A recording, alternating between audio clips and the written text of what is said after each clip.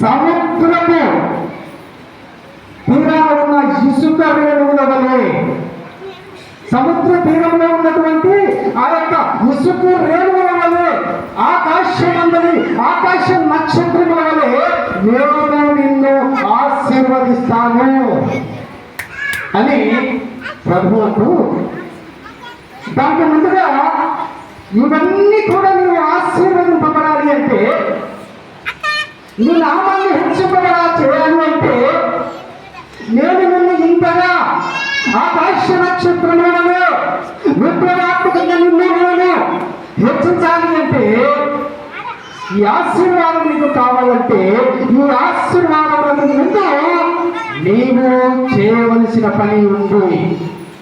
నీవు కొన్ని పనులు చేయాలి. నువ్వు ఆశీర్వాదం కావాలి అని నువ్వు ఆశించినట్లయితే, నీ జీవితంలో నువ్వు ఆశీర్వదించబడాలి అంటే నీవు చేయవలసిన పనులు కొన్ని ఉన్నాయి.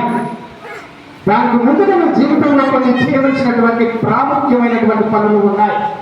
అప్పుడే నీకు ఆశీర్వాదం, అప్పుడే నీకు దీవెన, అప్పుడే నీ కుటుంబంలో నీకు సమాధానము, అప్పుడే నీకు సంతోషము అన్నట్లు మీరు అంటూ ఉంటే, ఇంతగా ఆశపడుతున్నావు, ఇంతగా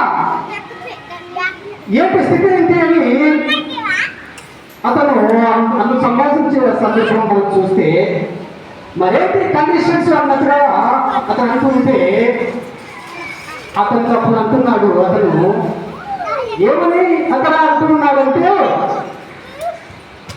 నీవు ఆశీర్వదింపబడాలి అంటే కొన్ని నీ జీవితంలో ఖచ్చితంగా నీవు కొన్ని విడిచిపెట్టవలసినవి ఉన్నాయి.